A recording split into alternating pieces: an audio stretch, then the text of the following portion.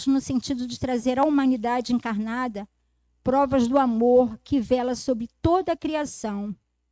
Esta comprovação jamais virá como espera a maioria dos homens, e sim sob a forma da compreensão e do desvelo com que o Senhor procura orientar os espíritos para a harmonização final.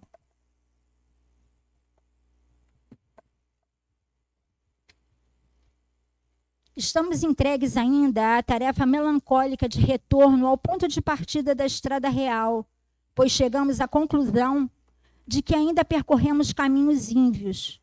Há, porém, a bênção do sol que brilha sob a forma de esclarecimento espiritual a chegar-nos de toda parte, como prometeu o Senhor. Seu espírito se estende atualmente sobre toda a carne. Sabia ele que, à proporção que os homens se conduzissem em massa pelas estradas do erro e da impiedade, maior seria a necessidade de derramar suas bênçãos. Quanto mais longa a estiagem, mais ávida a terra do clima generoso da estação chuvosa.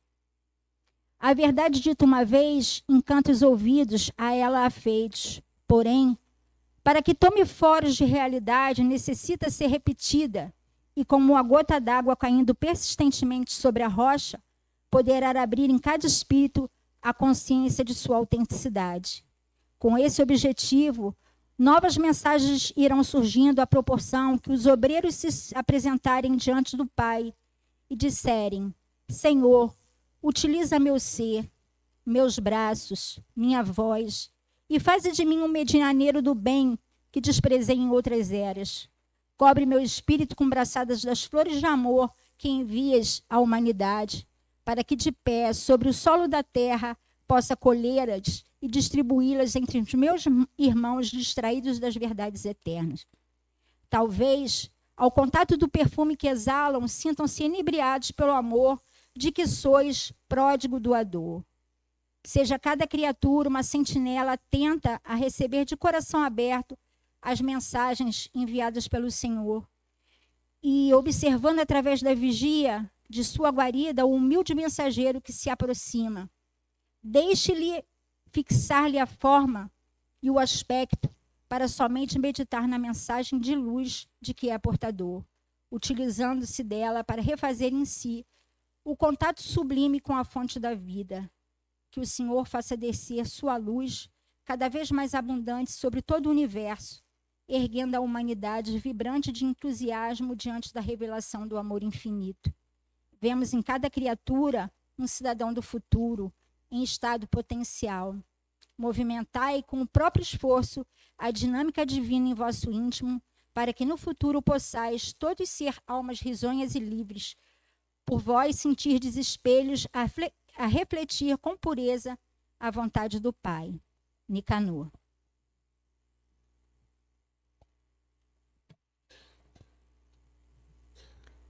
Eu peço desculpas a vocês, eu estou sentada, não é que eu não possa ficar de pé, é por causa da luzinha, senão eu não consigo ler direito, o problema é visual.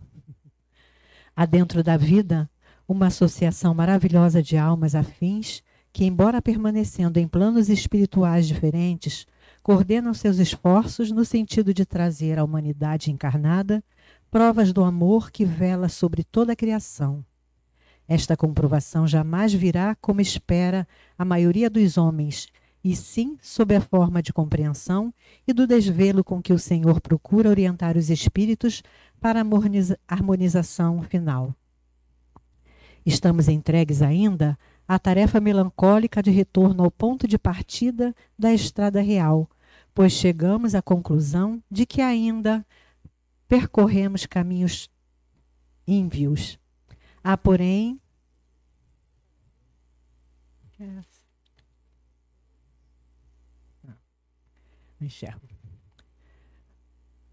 Muito nos agrada a simplicidade e, com esse objetivo, concordamos alegremente em fornecer esclarecimentos a respeito dos fenômenos mediúnicos de que participam os companheiros encarnados que nos transmitem os pensamentos. O médium, ao sentir a vibração do espírito, entrega-se ao alteramento completo do ambiente circundante, tornando-se passivo à atmosfera espiritual que o cerca. Escuta interiormente o pensamento transmitido e, traduzindo-o em palavras, leva-o ao papel. Para as almas sensíveis às verdades eternas, será fácil compreender que a misericórdia do Senhor desça sobre as criaturas de forma tão generosa que ultrapasse mesmo a expectativa. Se meditada profundamente, a vida é por si mesma um fenômeno inacreditável com o qual já nos habituamos. Se ao próprio espírito impuro e criminoso é concedida a felicidade de recomeço num corpo físico de cuja harmonia e perfeição está longe de poder julgar, por que ao espírito desejoso de progresso estariam vedadas as dádivas mais sublimes do amor divino? Aos que julgarem demasiadas as bênçãos do céu que receber, perguntai que ideia fazem da infinidade de recursos da fonte de toda a vida. Ao pai que deseja estimular o progresso de seu filho, nada parece demasiadamente generoso, desde que possa ser aproveitado. Classificam-se, pois, as criaturas, diante das mensagens da vida mais alta, em 3 categorias. As que passam indiferentes com quem vê uma porta e segue sem mudar de rumo. As que param para examinar, sobem os degraus da entrada, mas não se animam a dar a volta à maçaneta. E, finalmente, as que, pressentindo a luz que está por trás da porta, abrem-na e beneficiam-se com o esplendor de suas irradiações. A essas últimas são dirigidas as palavras singelas desta obra, transmitidas do plano espiritual por algumas almas de boa vontade. Que o Senhor faça sentir a todos a profunda sinceridade que envolve no mais puro sentimento de amor cada palavra aqui registrada, e que, acima de fatos e nomes, possam todos apreender a mensagem de esperança que revelam a quem sonha com uma humanidade cada vez mais irmanada e feliz. Paz e amor, Ramatiz. Então, Ramatiz é o primeiro que estamos trazendo para o conhecimento de vocês, que fará parte da nossa feira ecumênica, como a Claudinha falou. Então, nós, sendo giridianos, uma casa universalista, ramatiziana, precisamos ter um conhecimento maior sobre esse grande espírito que nos acolhe, nos ampara. E aproveitando agora, também vou apresentar o nosso convidado, Marcos, que com tanto amor, tão boa vontade, preparou um lindo trabalho para apresentar para a gente. E eu vou ler aqui um pouquinho sobre ele, para que vocês tenham conhecimento do nosso amigo Marcos César Ferreira. O escritor Marcos César Ferreira, carinhosamente conhecido como MCF, é autodidata por excelência. Ele traz consigo um vasto e variado repertório de habilidades e saberes que vão desde a intuição mediúnica até a arte de terapia em bioenergias, passando pela psicografia, psicometria e a fascinante experiência da projeção lúcida, acumulando mais de 3 décadas de vivências e aprendizado nesses campos de conhecimento. MCF, como carinhosamente é chamado, é o autêntico desbravador na disseminação e exploração do universalismo de Ramatiz, em estreita colaboração com o saudoso tradutor das obras de Ramatiz na América Latina, senhor Manuel Valverde, da Argentina.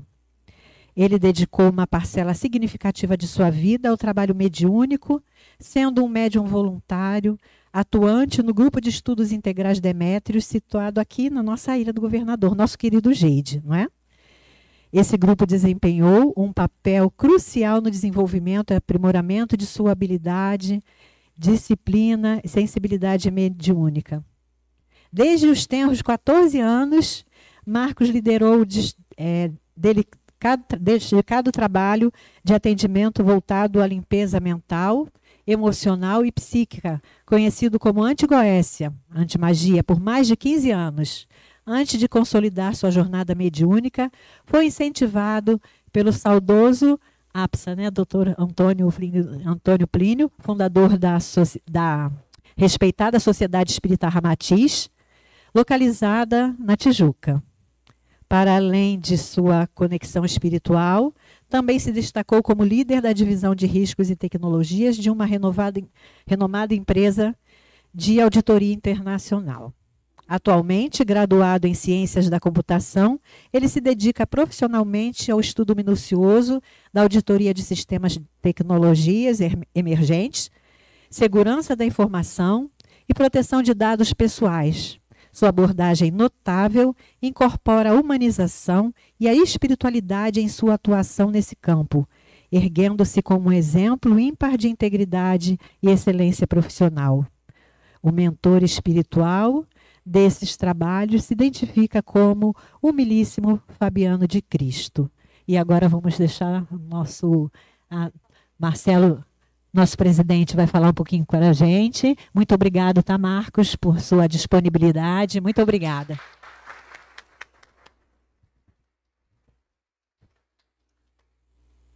Na mão. Tá suado. Eu comentava com ele mais cedo e ele demonstrava sempre uma preocupação sempre de quem fala.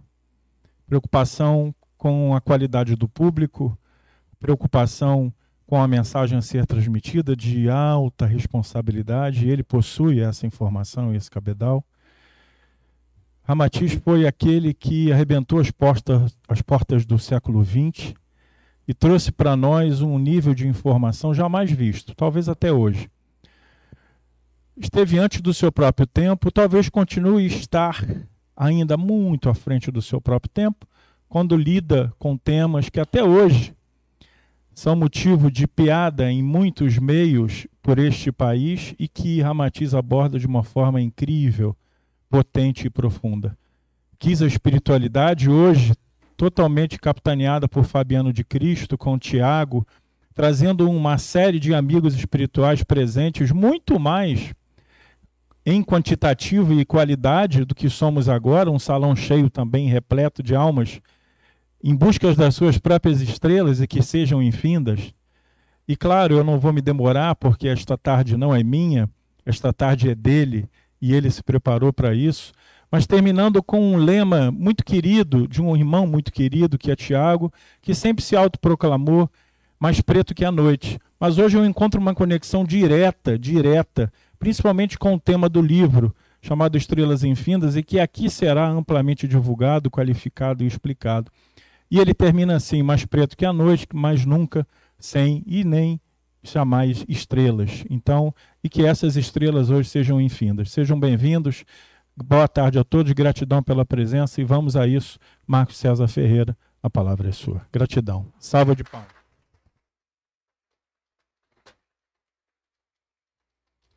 Obrigado, pessoal. Uma boa tarde para todos. Essa listagem é enorme, falando do Marcos César, essa é coisa do Dalton Campos, que é um amigo querido que escreve sobre Ramatiz. Ele sempre assim: não, Marcos, tem que falar tudo, tem que colocar um pouquinho a mais, tem que chamar atenção, senão as pessoas não vão prestar atenção. Porque às vezes o título tem que ir na frente. Eu sempre fui muito contra essas coisas, né? Fazendo esse introito rápido. Quando eu vi, ela começou a ler, eu falei assim: meu Deus do céu, que responsabilidade, né? Isso é muito forte. Eu queria agradecer antes, não é tão fácil. O difícil é complexo. Você falar de uma alma desta, não é tão fácil. O difícil é complexo. Você falar de uma alma destas é muito complexo. Eu estou aqui tentando puxar a força de amigos queridos, tanto da casa como antes da casa, e aqueles que eu fiz dentro da casa para me dar essa força para falar um pouco mais de uma alma que é quase indescritível, para tentar comentar com palavras humanas. Como falar de Ramatiz? Coisa complexa. Ler é muito fácil. Estou vendo amigos queridos, Marco, pessoal do Geide aqui também. Agradeço, acima de tudo, antes, o pessoal que está em Cuba. Tem muita gente em Cuba, queridos amigos em Cuba, tem lá centros ramatizianos, tem grupo. e nos acompanham. O pessoal da Espanha também, que compram, interessante, compraram mais o livro lá na Espanha, na Europa, que no Brasil. Pelo amor de Deus. Houve uma enchente de vendas já desde a primeira edição. Estou falando um introito muito rapidinho, que eu gosto de falar. E aqui no Brasil não foi tão expressivo na primeira edição. Mas eu descobri que são os brasileiros. Você vai encontrar brasileiro em qualquer lugar desse planeta. Tem um brasileiro. Eles pegaram justamente esse livro dos espiritualistas para ter um sentimento, uma semente daquela saudade sobre o tema mais ligado ao espiritualismo. Porque do espírita em si, do nosso amado Kardec, mas do espiritualismo em si está contido Ramatiz. E tinham muitos ramatizianos por aí. Isso me deu uma grande alegria, então a minha homenagem às pessoas que estão assistindo, que vão assistir também essas gravações no YouTube, que estão fora do nosso país. E nisso tudo, para sermos didáticos, não prolixo, iniciaremos uma apresentação com o hino de Ramatiz. Vocês sabiam disso? Existe um hino de Ramatiz que a nossa querida Sociedade Espírita Ramatiz sempre coloca nos seus eventos, e isso fica lá no sangue dos médiuns da casa. Eu achei muito bonitinho. Eu estava, olha só, vou até lembrar de uma coisa. Esse trabalho me levou quase 7 dias. Muito complexo.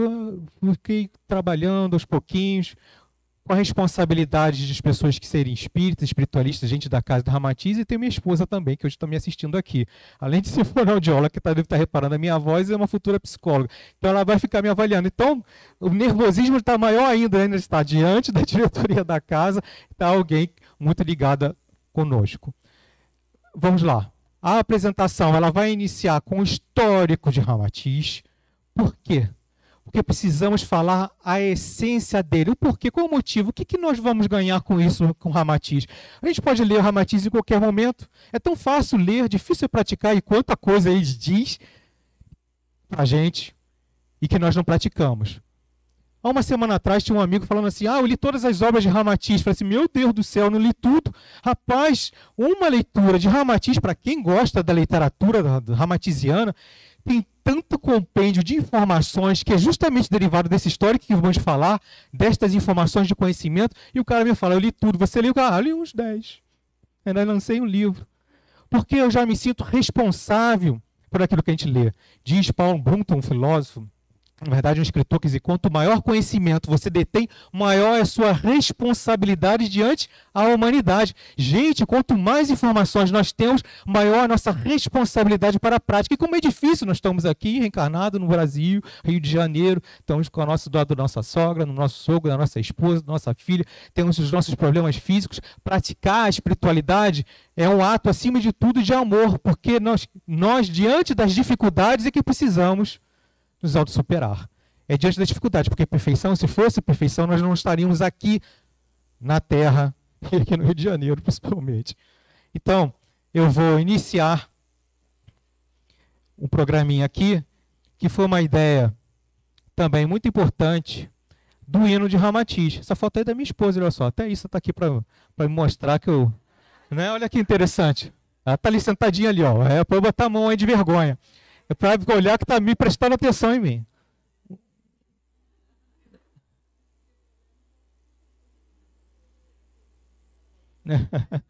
Vamos lá. Eu vou começar justamente com o hino de Ramatiz. Vamos tentar nos concentrar um pouquinho, que o tempo ele é muito breve, de falar de Ramatiz desses últimos séculos. Marcelo Ramazzini. Olha que responsabilidade. Encaixei o hino, que foi uma ideia do nosso amigo Caio Ramazzini, estava vindo de Uber, correndo, falei assim, meu Deus, pegando um 5G, vou puxar isso aqui, transferir, puxar do YouTube. Falei assim, é necessário, porque nós precisávamos iniciar com esta egrégora, e a egrégora é uma junção de pensamentos, de energias, iniciar com a egrégora daquele que justamente é o mentor das casas ramatizistas, mas não somente ramatizista, porque eu não gosto de usar esse nome Ramatiz, né? Porque Ramatiz não queria isso. As casas em que abre o coração para o trabalho fraterno. Isso para mim é Ramatiz. Trabalho fraterno e social. Eu adoro o trabalho social, porque é assim que nós iniciamos. Aqui nessa casa tem caravanas, tem caravaneiro. Teve um tempo que teve caravaneiro, mas tem as caravanas. Eu acho que todo médium devia primeiro trabalhar nas caravanas antes de se iniciar com mediunidade, para poder sentir na pele o que é um trabalho social. Mas a gente não vê muito isso, né? A gente vê muitas palavras bonitas, né? Escrituras bonitas, e é isso que a gente às vezes faz. vou colocar aqui o hino de Ramatiz.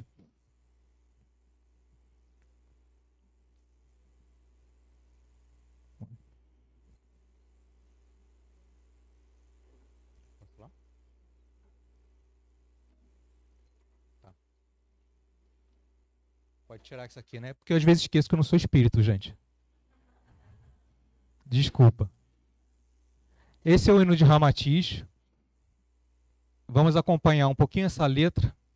E eu tenho certeza inequívoca que no início deste hino é o momento que há a presença de bons espíritos. Não tenho audácia de imaginar que ele estaria por perto, porque seria muito audacioso, mas eles têm os seus intermediários. Então, o que me dá paz é que a sua intermediação múltipla possa enraizar através dos nossos corações. É isso que é muito importante, para a gente não achar que somos baluartes, né? Estamos aqui na terra, chão. Então, permita-me, por favor, os intermediários em sua homenagem.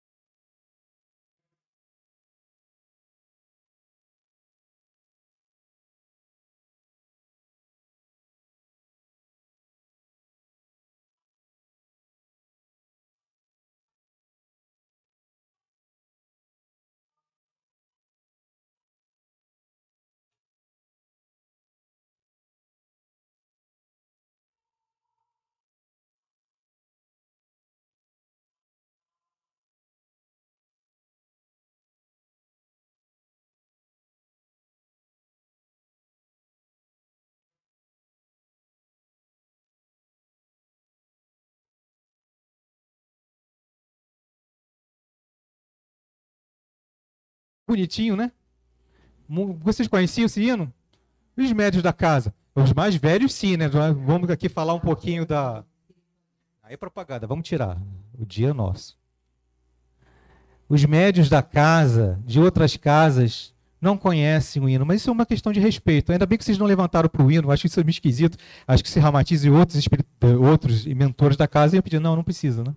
A humildade deles. Vamos aqui iniciar um pouquinho da nossa apresentação. Tudo nesta apresentação tem um pouco mais de energia, porque eu não queria fazer nada que fosse apenas fixo. Eu queria movimento, eu queria o sentimento, eu queria que Ramatiz em si, a espiritualidade dessa fraternidade da cruz, do triângulo, pudesse tentar, no mínimo, nos dar um pouco desse sentimento de amorosidade. Eu precisava mesclar, na medida do possível, e como foi difícil, tentar encaixar na nossa matéria sentimentos. Vamos descobrir através da história de Ramatiz, desde o início, antes da Terra, e vamos perceber que cada era que ele passa, ele não está somente absorvendo conhecimento para si, mas ele está cada vez mais amplificando as informações para o povo que ele também, amorosamente, através de Jesus, deveria nos acolher.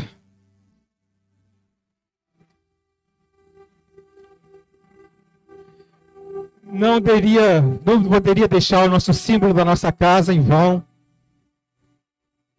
porque todos nós somos estrelas infindas e Ramatiz tem uma contribuição para a mudança de paradigmas, mudanças sociais da humanidade. E estas mudanças não é somente para o mundo, mas é de cada um de nós. vamos descobrir em cada era que ele passou, cada um de nós recebemos esta força, melhoramos. É isso que eu queria mostrar para vocês. Nossa trajetória, velejemos pelos caminhos da história do nosso mundo, pois todos nós somos parte da evolução terrena e do impacto profundo de Ramatiz no plano espiritual e material. Abaixa só um pouquinho mais o ponto. Vamos abaixar só um pouquinho. Melhorou, gente? Isso foi de propósito. Para vocês despertarem. Eu estava com medo de vocês todos aí começarem dormindo no início. Mas agora que abriu um pouco mais a visão do sentimento, como está essa plateia aqui do anfiteatro, está muito grande. E como estávamos aqui falando do velejemos, vamos viajar, a minha preocupação nesse introito longo que eu estou fazendo era de como eu vou transmitir Ramatiz para aqueles que já leram. Como eu vou transmitir Ramatiz para os grupos que falam justamente dele e dos livros. Eu precisava encontrar em cada momento dele na história da humanidade algo de bom que ele fez para a gente. Algo que pudesse melhorar a nossa vida. Ramatiz é um autor espiritual que iniciou seus trabalhos através do médium Hercílio Mais na década de 50. Eu não conseguiria falar de Ramatiz senão pelos precursores. E vamos entender qual é essa ligação dele com Ramatiz. Hercílio Mais, e agradeço ao Mauro Mais, querido, que está nos assistindo, filho de Hercílio Mais, que carinhosamente, sempre acolhedor nas obras que eu fiz, nos trabalhos. Muito obrigado, Mauro Mais, a família Hercílio Mais presente. Mas antes de percebê-lo em nosso mundo, vamos falar justamente dessa história. Como assim, Marcos? Vamos adentrar aqui em Ramatiz um pouco mais, no simplesmente Hercílio, que é uma obra, viu, Mauro? Mais. Falando um pouquinho da sua obra, Simplesmente Hercílio. Quem não leu isso aqui, leiam, pelo amor de Deus. Simplesmente Hercílio, que desencarnou em 24 de setembro de 1993, eu entrei nessa casa em 89, visitando essa casa em 88, antes do jeito, e eu me lembro na data que ele desencarnou. Nasceu em 1913, mas Hercílio, querido, era um grande homem que, com panfletos, com as psicografias ali em panfletos, distribuía na rua. Ele trabalhava na LBV, muitas vezes no cantinho, bem na calçada, com seus panfletos, sabe que hoje em dia a gente tem aquela camisa assim, posso ajudar? Ele tinha mais ou menos algo assim. Então, estava sempre ajudando alguém. E os seus trabalhos, de medicinais, vamos dizer, alternativos, ele não cobrava nada, porque ele foi um radiestesista. Vocês vão começar a ver um pouquinho mais da história rapidamente sobre ele. Né? Aqui a mesa, justamente que eu estou falando, tem uma mesa de radiestesia, onde ele pegava lá também com homeopatia e atendia os casos considerados difíceis. E não cobrava nada por isso. Ou qualquer problema com a área de medicina, chamava lá o Hercílio e ele passava, segundo informações desse livro, Simplesmente Hercílio, que conta muito da história dele, que é muito bonita. Ele passava horas e horas, às vezes a madrugada inteira, para poder ajudar as pessoas. Uma família magnífica, amoroso com seus filhos, fez um trabalho magnânimo, que se não fosse ele, nós não estaríamos aqui hoje. Em 27 anos, Hercílio escreve 15 obras, 12 de Ramatiz e 13 do seu discípulo Atanagildo. Lembra que eu falei da intermediação? Atanagildo é esse cara que acaba falando um pouquinho mais das coisas que estão mais terra a terra, em compreendemos um pouco melhor. Tem obras magníficas do Atanagildo, principalmente Semeando e Colhendo, que vamos entender um pouquinho mais dos porquês das coisas, das causas, dos efeitos e muito mais. E é muito bacana isso. Se eu estiver falando muito rápido, vocês falam comigo, por favor. No coração de Hercílio, olha aqui, gente, 15 obras. A Vida do Planeta Marte e os Discos Voadores, que justamente foi esse o grande livro polêmico que iniciou em 1955, onde fala justamente nessa eclosão da pluralidade dos mundos habitados, que tem tudo a ver com Kardec lá na sua doutrina, mas aprofundou muito mais recentemente, agora que a FEB ficou lançando uns videozinhos também falando sobre as cartas, né, de Chico Xavier, começou a falar um pouquinho mais de assuntos que eu acho muito bacana. Mensagem do Astral, A Vida Além da Sepultura, Sobrevivência do Espírito, Fisiologia da Alma, o Mediunismo e essa listagem maravilhosa, principalmente o nono, que é um grande livro, sublime, peregrino, que vai se entender um pouquinho mais do que vamos comentar aqui. Como é que ele conseguiu falar os detalhes de Jesus, né? Com tanto detalhe, o livro foi tão polêmico que a FEB teve que fazer, né, uma junção, uma reunião de pessoas para ver que negócio é esse, como é que pode, que audácia é essa, por causa dos detalhes intrínsecos e maravilhosos sobre o nosso Mestre Jesus. Falar do Mestre não é para qualquer um. Ando colhendo a missão do Espiritismo, Magia de Redenção, para quem é da Antiga Oeste, que está aqui presente também, um maravilhoso livro, A Vida Humana e Espírito Mortal, e o Evangelho à Luz do Cosmos, que é uma das maravilhas de obras, e é sob a luz do Espiritismo, o pessoal da editora Conhecimento, o meu agradecimento do Sérgio Carvalho, que está também acompanhando, junto com a Margarete Amorosa. Estou aqui falando um pouquinho dos livros, e a obra póstuma, que é sob a luz do Espiritismo, que eu estava comentando anteriormente. Tá bom? Eu lembro desse livro aqui, Marcelo, que eu era moleque, com os meus 13, 14 anos, lá na Sociedade Espírita Ramatice, que eu ficava lá perturbando o seu Antônio Plínio. A gente fazia pão de queijo, pão de batata, né? A gente fazia de propósito, meu saudoso pai, né? Quando tinha a palestra, ele colocava aqui um queijinho dentro do forno, né? Queimando, ficava queimando lá o queijinho, atrapalhando a palestra para o pessoal comer. Meu Deus do céu, eu falei, pai, não faz isso não. Dentro da Sociedade Espírita Ramatiz, fritando queijo para chamar as pessoas. E o seu Antônio Plínio uma vez desceu e falou assim: vem cá, meu filho, eu chamava de caneta de ouro, porque eu gostava de escrever. Ele falou assim: vem cá, me puxava na gola, escolha um livro. Os 2 livros que eu escolhi foi o Evangelho à Luz do Cosmos e A Vida do Planeta Marte Disco Voador. Por que será? Justamente sobre a espiritualidade. Vamos um pouquinho mais à frente, senão nós não vamos chegar até o fim. Enfim, sob a egrégora de Ramatiz. Aqui inicia a nossa viagem. Aqui iniciaremos o nosso trabalho de imersão. Trabalho de imersão este em que também haverá músicas.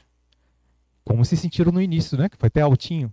Vocês vão participar, até mesmo vão tentar cantar comigo uma letra de uma música.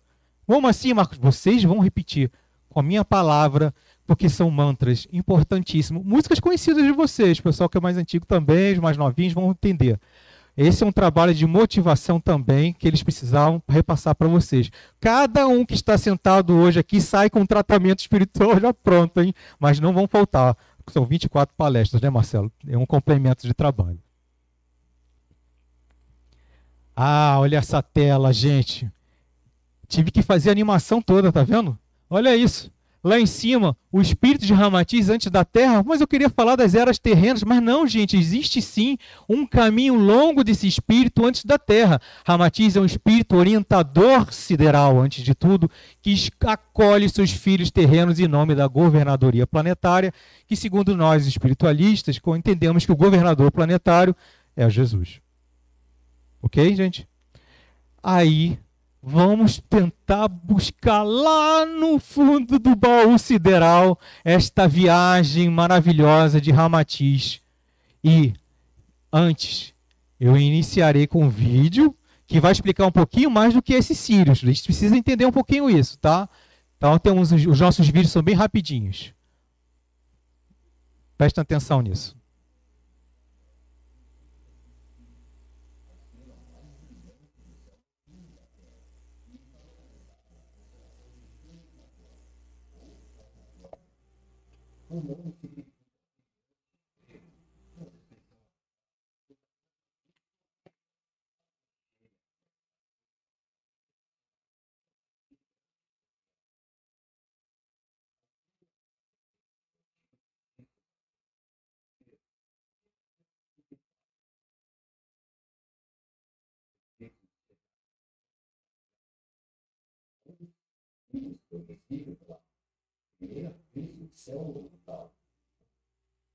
Pouco antes do nascer do Sol.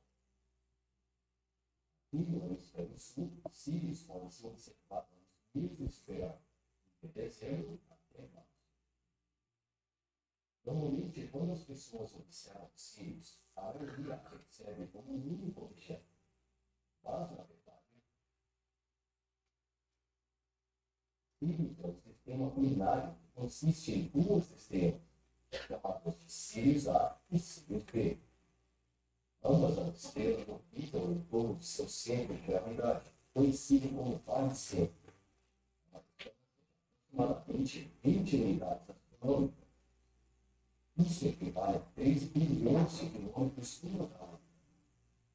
Sirius B é 10 mil vezes mais fraca que Sirius A. É tão fraca que é difícil de ver da Terra. Olha que maravilha. A gente visualizamos no céu Sirius, que é uma estrela muito magnífica, linda, é um azul celeste maravilhoso, é uma das mais brilhantes, né?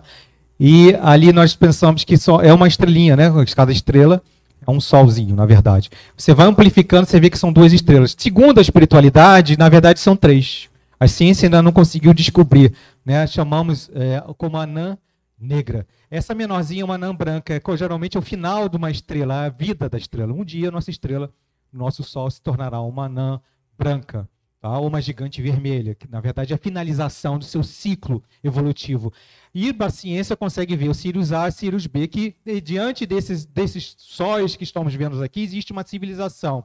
Muitas dessas que não estão mais na matéria, na nossa visão física material, como o Sirius C, que eu também acredito que é uma anã negra, então não conseguimos visualizar pela ausência de luz até nós.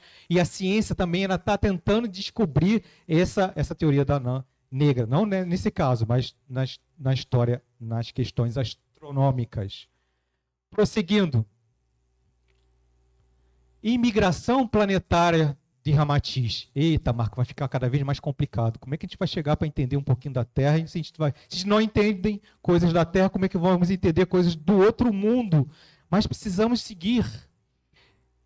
Ramatiz imigrado. Ali botei ali uma figurinha bonitinha. Parece o Covid, mas não é não. São 3 estrelinhas. Tentamos fazer uma coisa bonitinha aqui. Imigrado de um dos sistemas planetários de Sírios. Já entendemos que Sírios são os sóis que tem nestes sóis sistemas planetários muito mais evoluídos. Ramatiz, entre muitas outras civilizações, vieram junto com ele. O espírito de Ramatiz começa a sua metamorfose perispiritual em nosso sistema solar, descendo vibratoriamente pelas esferas astrais. Estou atrapalhando vocês aqui? Aqui está melhor? Descendo vibratoriamente pelas esferas astrais da mentoria marciana. Seu perispírito é moldado, ele é adaptado, harmoniza-se a química e aos fluidos terrestres, sob as leis do fluido cósmico universal. Ô, palavrinha difícil. Mas aqui ele está querendo dizer que para que Ramatiz chegasse até nós, houve uma prévia preparação. Tá? Não é assim tão fácil. A gente precisa moldar o nosso perispírito para o ambiente que nós vivemos. Aqui na Terra somos uma junção perispiritual pela química, pelas substâncias da nossa mãe Terra. Ramatiz, advindo de outros mundos, precisou dessa adaptação. Veja que trabalheira. Então, os projetos complexos de adaptação civilizatória são traçados naquele momento. Cada grupo de imigrados recebe seus planejamentos reencarnatórios. Olha só, cada grupo. Então, ele não veio sozinho, tá? Através de grandes espíritos arquitetos, enfrentando desafios, adversidades do mundo de expiações e provas. Era o nosso. Olha só, Ramatiz é corajoso, falou assim, vamos lá para a Terra, vamos descer todo mundo. Provavelmente ele também tinha alguma coisa em relação para poder descer aqui, de coisas a se acertar também, né? Para poder seguir um pouquinho mais. Espíritos das mesmas origens civilizatórias de Ramatiz, Sirius C, Sirius B, lembra dos sóis, são autorizados a participar das tarefas planetárias, deixando seus mundos paradisíacos. A viagem de caravanas estelares ao plano astral do sistema solar terreno. Mas será que ele veio direto para a Terra? Rapaz, não. Falaram que não. Houve ainda mais uma trabalheira, porque antes de descer a Terra, ele precisou passar lá nas esferas marcianas. Gente, quando a gente fala uma coisa, parece que a gente está falando uma coisa de doido, né? Civilizações, mas para quem? Eu acredito que estamos falando para espiritualistas, tá? Espíritas, espiritualistas que já compreenderam, leram um pouquinho mais sobre a teosofia, começaram a compreender que existe vida, se não é física que nós compreendemos, com certeza, muito mais na espiritualidade. Tá? Assim inicia-se um dos maiores projetos colaborativos para a regeneração da Terra sob as ordens dos anjos siderais, entre eles Jesus. Olha só que interessante. Então, existe um planejamento cósmico aí, porque ninguém está sozinho, como nós gostamos de falar essa palavra, ninguém está sozinho, ninguém nesse sistema solar. Todos têm uma colaboração mútua, todos, qualquer pessoa, qualquer ser, qualquer humanidade. Vamos viajar um pouquinho mais E eu vou lhe mostrar um portal, antes de iniciar aqui, que esse portal, com muito sacrifício, eu consegui fazer um compêndio de informações ramatizianas, em que tirei lá da Wikipédia, porque, quem não sabe, a Wikipédia que se fala de ramatismo, meu Deus do céu, dá vontade de chorar as coisas que estão lá na Wikipédia, porque a Wikipédia, você tem que tomar cuidado. Qualquer um escreve o que quer. É só você saber um pouquinho mais de termos acadêmicos, expressões acadêmicas, que tudo fica muito lindo.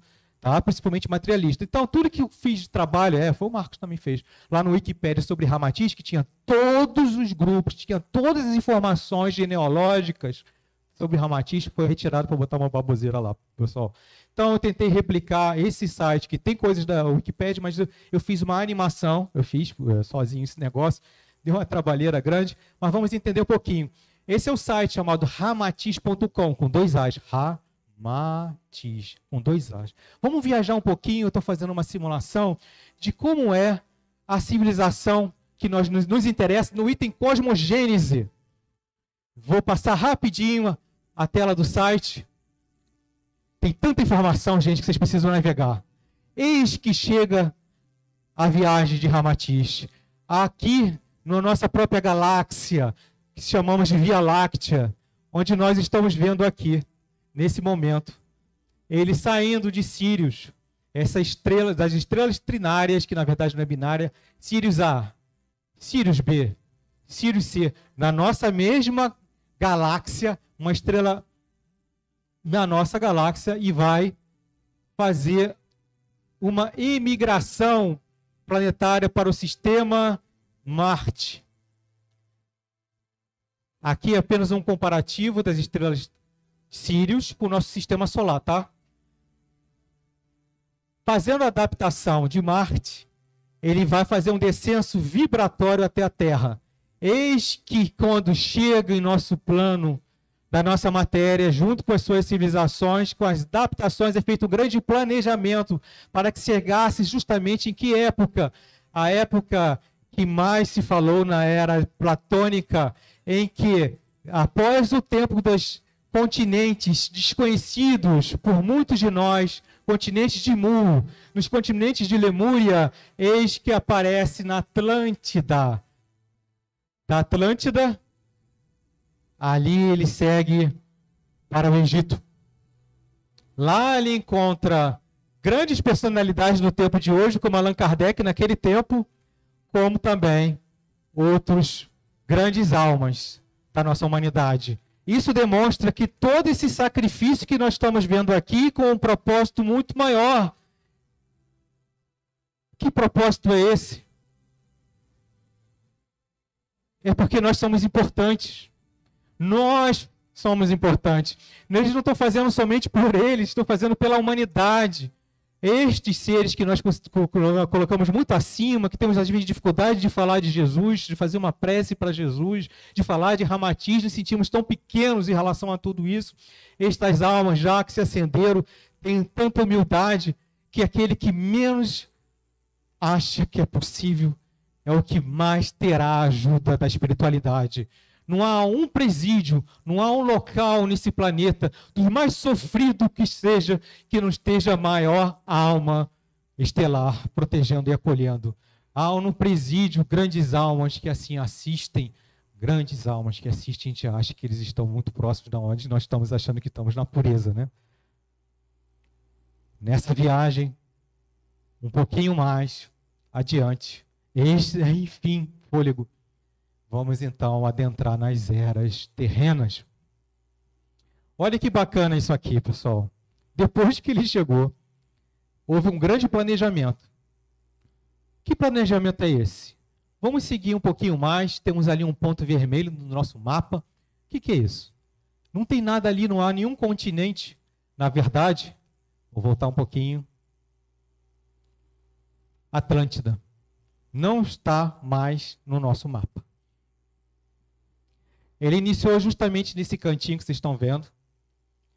E eu vou mostrar para você um pouquinho da mapa teosófico, e também tem alguns registros platônicos que se falavam muito. Vou ampliar um pouquinho para você. Ah, Marco, eu não consigo ver isso aqui, é um borrão só. É um mapa antigo, gente. Vou tentar. Aí o que fez o Marcos? Né? Chegava os espíritos, Marco, o problema é teu, você vai ter que dar um jeito nesse negócio. E a gente tentava fazer, tá bom, vamos lá fazer, tentar melhorar um pouco. Epa, agora deu uma melhorada. Agora já estou conseguindo ver a América do Norte, a América do Sul, estamos vendo ali a África, a grande Eurásia, na verdade a Europa com a Ásia, a Austrália lá embaixo. Onde é que está, finalmente, a Atlântida? É esse montão aqui, ó. Ah, Marco, não está ajudando não. Vamos tentar melhorar um pouquinho isso, vou tirar. E eu vou mostrar o seguinte. Tudo que você está vendo aqui mais escuro é parte da Atlântida. Um pouquinho de mistura de um continente mais antigo também de Lemúria, tá? Mas boa parte da Atlântida. Vou um pouquinho, vou voltar aqui. Ó. Melhorou um pouco, pessoal? Está conseguindo fazer esse contraste? Olha só. Ah, Marco, vamos aumentar um pouquinho mais isso aqui.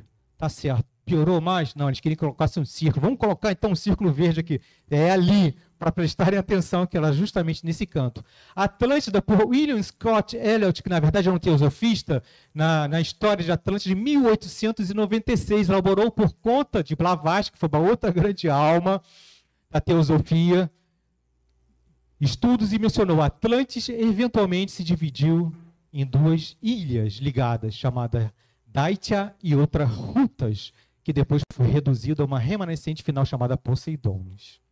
Que legal isso, hein? Edgar Cayce, um outro grande escritor também, muito mediunizado, ele frequentemente descreveu Atlantis usando técnicas associadas à arqueologia psíquica. Ih, Marco, vai começar a complicar. O Akasha. Na verdade, o Akasha é a capacidade, não diria nem mediúnica, é uma capacidade já do espírito de conseguir absorver e entender coisas do passado. O conhecimento, aquilo que ficou impregnado. O Akasha, na verdade, ele é uma fotografia. Tudo que nós estamos fazendo aqui, todos os nossos sentimentos e emoções ficam gravadas em algum lugar. Imaginemos nós, quando a gente fala mal do outro, quando a gente tem ódio de alguém, isso fica impregnado no coração. Mata, né? A nossa voz, a nossa palavra, ela é capaz de matar. Então está impregnado. Essa capacidade acástica é isso. O livro teve um pouquinho dessa capacidade de buscar um pouquinho mais dessa história. Aprofunda-se, Marcos. E aí, olha que interessante. Fatos relevantes, local Atlântida, e eu vou fazer uma listagem, eu vou tentar acelerar com calma isso, que eu queria justamente falar aquilo como ponto inicial. O que foi de importante, Marco, em relação ao Ramatiz? O que isso me interessa? Onde é que você quer chegar? Ora, meu Deus do céu, primeiro a gente precisa falar da existência dele, depois vamos fazer um pouquinho mais o registro, o quem falou sobre ele, e o que eu acho melhor ainda de toda a apresentação, em cada lâmina, o que interessa para a gente. É isso que é o mais importante. Em sua existência lá na Atlântida, e aqui foi um trabalho que a gente fez aqui de inteligência artificial na imagem, eu descrevi o que eu queria, e essa montagem foi feita, não daquela figurinha ali não, porque tem na internet, fui tentar me aproximar um pouquinho dele. Ele era conhecido mestre do templo. Dizem alguns, Platão diz que 9.000 anos antes de Cristo, que isso é importante dizer, era a época da Atlântida. Outros registros espiritualistas dizem, que eu até aceito mais, 28.000 anos antes de Cristo. 28.000 anos antes de Cristo. É muita coisa, gente. Vou amplificar um pouquinho melhor aqui. Olha que interessante. Esse foi todo o trabalho de inteligência artificial para a gente tentar mesclar um pouquinho como é que seria esse tempo da Atlântida, porque ela justamente, segundo a espiritualidade, ela é conhecida pela evolução que eles tinham da espiritualidade, das tecnologias relacionadas às embarcações, a área marítima. Eles tinham uma tecnologia avançada para interconexão, desculpe, quase não saiu, entre os continentes que existiam. Era o centro principal. Vamos lá, Marcos. Ramatiz na Atlântida, outrora viveu como plano ou peregrino. Não gosto muito desse nome peregrino, porque parece peregrino não tem mais o que fazer, né? Fica peregrinando, mas na verdade a expressão correta é que era um peregrino das estrelas. Ele iria em cada ponto falar o quê? Sobre conhecimento, aprender. Então é esse peregrino bom que muitos seres, segundo a espiritualidade diz, que chega a um certo momento que a gente quer viajar, né? Pelo mundo como espírito, pelos mundos. A gente chega num patamar de evolução que nós queremos ser peregrinos para conhecer os mundos, conhecer plenamente isso. E isso se fala muito lá no livro do Planeta Marte, tem falando um pouquinho mais sobre esse tipo de civilizações. Mas não seja prolixo, Marcos, vamos lá. Naquele tempo distante compartilhou a existência. Olha que interessante. Olha o Kardec ali, gente. Vocês leram rapidinho, né? Ele estava junto com Kardec. Então aí, de novo, mais um ponto de reticência, que eu não gosto de ponto final, sempre reticência. E existe um planejamento maravilhoso. Olha só. Kardec, Ramatiz, E ali eu acho que eu puxaria Emmanuel, esse povo todo, todas essas grandes personalidades que estão fazendo luz para nós nesse momento, tem que ter alguma entrada em algum lugar. Tá? Tem que ter um planejamento para esse trabalho. Vamos ali, observação. Vamos ser mais técnico e mais pedagógico nesse momento. A observação nesse tempo da Atlântida é o seguinte: Marco, mito ou realidade que está perdido no tempo, é verdade. Na nossa história atual, né, a Atlântida, você não vai encontrar essa Atlântida em nenhum tipo de informação acadêmica. Na verdade, é um mito, uma alegoria para os estudiosos da matéria. Segundo a espiritualidade, não é bem assim. Então, essas interpretações, elas estão advindo dos pesquisadores, especialmente entre espiritualistas, teosofistas e filósofos. Ficou claro isso? Então, você não vai encontrar isso, vou lá na geografia, você não vai encontrar, você vai entrar evidência. Tá? Existiam até alguns pesquisadores na França, algum tempo atrás, que estavam buscando esses objetos no mar, e alguns deles até encontraram coisas muito interessantes. Se não me engano, foi Jacques Cousteau. Vamos lá, seguir um pouquinho mais. Registro, olha que legal. Vamos fazer esse registro aqui no tempo da Atlântida. Platão menciona a Atlântida. Olha o que eu falei, segundo o entendimento espiritualistas simpáticos, a origem do desenvolvimento espiritual de Ramatiz, sua trajetória remonta à Atlântida, como já falamos. Foi lá na Grécia Antiga, foi mencionado pelo filósofo Platão, naquela obra Timeu e Critias. Eram 2 textos nesse livro, tá? 2 textos muito interessantes escritos por ele lá no século IV a.C., século IV. É mais ou menos também Ramatiz estava encarnado nesse tempo na Índia. Tá? Ali tem uma figurinha da ilustração de Platão. Vamos sair um pouquinho mais, Marco. Quebra de paradigmas. É o que eu gosto. É justamente aquilo que nos interessa. Tá bom, Marco, o que é então isso tudo aqui? Qual é a verdadeira importância? Mais uma figurinha de Ramatiz. Tá? De um médium. A influência da Atlântida se concentrou mais no florescimento espiritual dos seres e na espiritualidade terrena que permeava a Terra. Ao invés de catalisar avanços culturais e científicos entre a humanidade ou civilizações posteriores no plano material. O que quer dizer isso? Que, indiferente das outras eras, como esta foi destruída, a importância daquele momento era para uma evolução muito mais espiritual, para se criar as primeiras sementes continentais, para se criar as primeiras sementes civilizatórias. A Atlântida serviu para isso, porque para ser, enquanto estavam lá encarnados naquele plano, não houve muita relevância, porque existia muita coisa que foi feita de forma errada, moralmente e espiritualmente. Como o continente se encerrou, o que interessou naquele momento, nesse grande quebra de paradigma, foi a evolução das próprias espiritualidades, das civilizações que existiam espiritualmente aqui na Terra. Porque a decadência da sociedade naquele momento foi impulsionada pela ambição desmedida. O poder excessivo, né, e a decadência, os conflitos internos, e a quais ocasionaram os desastres naturais catastróficos, né, que selaram o destino desse antigo continente. Enfim, saindo um pouquinho deste ambiente da Atlântida, Ramatiz novamente se prepara para poder fazer uma grande viagem civilizatória junto com todos nós. Quando eu estou falando dele aqui, entenda o seguinte: nós estávamos muito próximos deles. Tá? Dificilmente tem um ser humano aqui que foi criado da própria Terra. Nós somos criados em tempos inimagináveis. Nós não somos frutos somente da Terra. Muito bem, mais um segundo ponto. Aonde é essa região? Caldeia.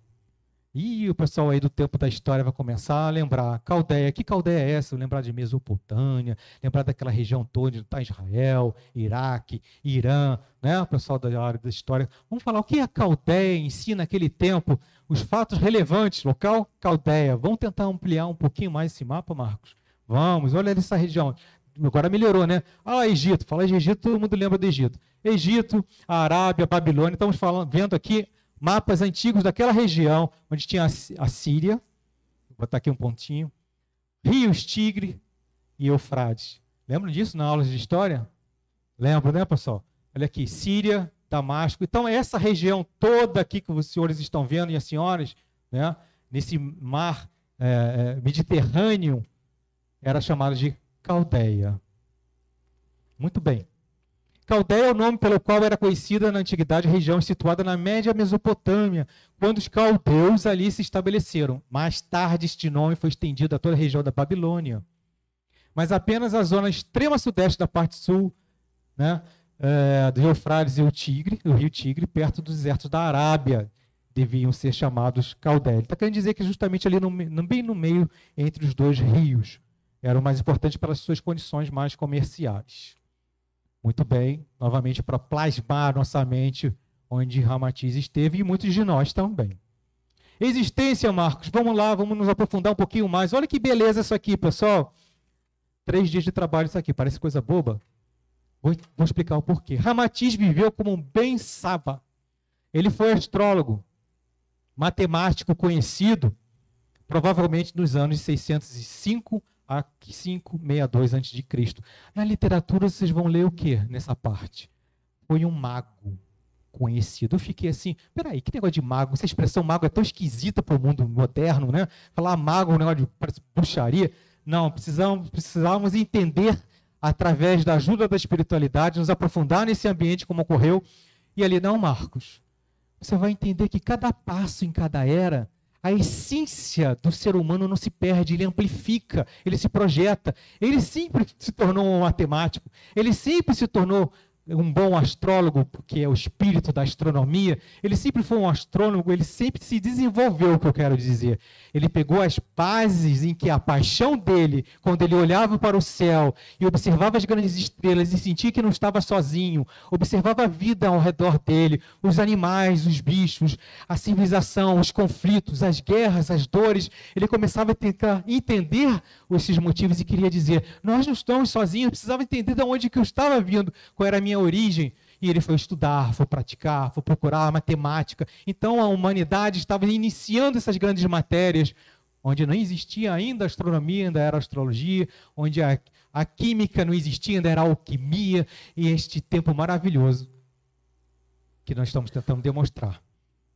Me demoro nessa imagem de Ben Saba, porque aqui nesse tempo na Caldeia não existe registro, e eu fiz o registro junto com uma inteligência artificial que eu desenvolvo, e eu pedi a ele as características dos caldeus da época, colocando as vestimentas corretas e toda a fisionomia desse povo. Você está vendo aqui o manto, o cinto, muito parecido, né, cara? E a feição daquela época. Então, até isso eu tive cuidado. Eu queria que pudesse se expressar como era Ramatiz naquele tempo na Caldeia. Seguimos. Registro. Paixão pela ciência e arte. Tudo o que eu estava falando era justamente isso. Quem de nós, quando criança, não sente essa paixão, pelo menos os mais sensíveis, que querem observar, entender as coisas, querem entender, observar o que é a flor. Hoje em dia, mal conseguimos perceber as belezas da vida, né, Marcelo? A gente não consegue observar um pólen da planta. Nossa, o pólen é tão pequeno, a gente consegue observar as flores. A gente não consegue observar as coisas, os detalhes da nossa vida. Então, esse princípio iniciou também com ele lá na Caldeia, região antiga, que nós estávamos comentando, sobre esses valores científicos e religiosos. Os caldeus eram notáveis por sua expertise em astrologia. Olha que legal, ele foi sempre reencarnar nos locais mais sensíveis a esses assuntos, onde a humanidade estava eclodindo essas informações. E os rituais sagrados. Quando a gente fala de rituais sagrados, a gente não pode fugir, como uma linguagem moderna, a gente podia falar, mas vocês são espírita, vamos dizer assim, né, Marcelo? Vamos cá entre nós ramatizianos, um bom caldeirão da Antigoécia, fazendo cura espiritual, conhecimentos rituais sagrados para a vida religiosa e cultural da época.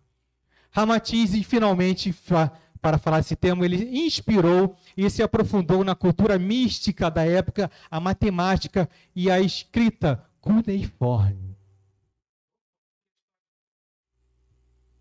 Alô?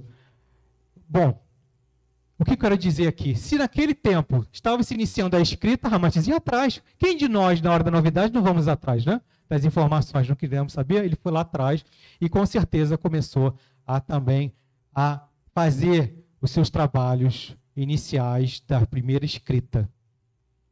Quebra de paradigmas. qual é a verdadeira importância? É o único tema que eu acho maravilhoso, porque os fenômenos, né, todo mundo gosta, mas eu gosto daquilo que é mais importante do dia a dia. Estava falando com alguns amigos, já comentei isso com o Marcelo uma vez, a gente fala de tanta coisa bonita, a gente escreve tão bem, mas dificilmente a gente fala coisa que seja importante do dia a dia. Qual é o nosso valor? O que é importante? O que esse conhecimento vai mudar a minha vida? O que isso vai fazer de bom? E Ramagista está sempre fazendo isso. Existe prática, quando existir prática no conhecimento dele. Os caldeus desenvolveram um sistema matemático refinado, eram aclamados por sua observação astronômica. Olha a astronomia de novo. Precisas de calendários elaborados. Ramatiz, conhecido como Ben Sabat, não apenas um sábio astrológico e matemático, mas também um apaixonado pelo estudo dos astros. E assim, ele desempenhou um papel crucial durante o florescimento da escrita cuneiforme. Você não vai encontrar isso em nenhum lugar escrito, hein? Para projetar na cabecinha de vocês aqui. Ele contribuiu vigorosamente com paixão para estabelecer os primeiros registros das transações comerciais. Olha lá, que malandrinho ele, hein? Ele, poxa, eu já aprendi como escrever. Ele começou a se adaptar junto com... Não era só ele sozinho, mas diante de todos aqueles grupos de estudiosos, começaram a desenvolver as áreas das leis, literatura, buscando promover a justiça social. Olha que palavra maravilhosa no tempo moderno. Lá, a semente iniciando lá nos primórdios, a justiça social como sementes a serem plantadas, deixando um legado duradouro que moldou profundamente a trajetória da humanidade. Eita, gente. Vamos aqui. A imagem de uma estrutura em forma de torre, nós chamávamos naquele tempo de zigurate, na antiga Mesopotâmia. Era utilizada como parte essencial da vida religiosa e cultural dos caldeus, refletindo sua profunda conexão com a espiritualidade e observação do cosmos. Vamos ampliar aqui, Marco. Poxa, está tão longe.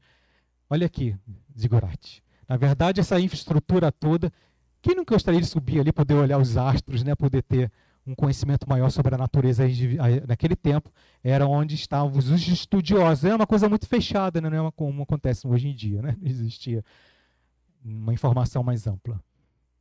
Ah, Marcos, acabou? Vamos sair agora desse espírito dos caldeus, e voltar para o nosso mapa.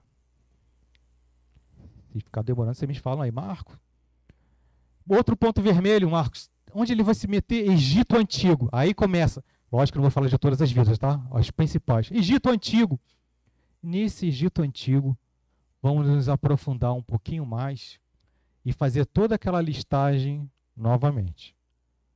Local, registro, observação e o que é o mais importante, que é o tema. Os paradigmas, o que isso é importante para nós, o que isso tem de signo que seja mais importante na nossa vida. Aumentamos o mapa do Egito Antigo, olha que beleza, tem várias estruturas, mas infelizmente não vai dar para observar com detalhes, tá? Desde a Síria, o Egito Antigo, você vai ver os principais rios Nilo, e diante do rio Nilo, Cairo, aqui em cima, todos os principais centros, para quem visitou o Egito, principais centros maravilhosos que muitos que viajam, que conhecem um pouquinho mais sobre a história de Ramatiz dizem que sentem muita vibração, tá, de Ramatiz nesses locais, nesse tempo, como o templo de Luxor e tantos outros. Vamos aqui do lado. A existência de Ramatiz no Egito Antigo. Olha que interessante isso aqui. Uma nova figura nova. Vocês não vão encontrar isso em nenhum lugar.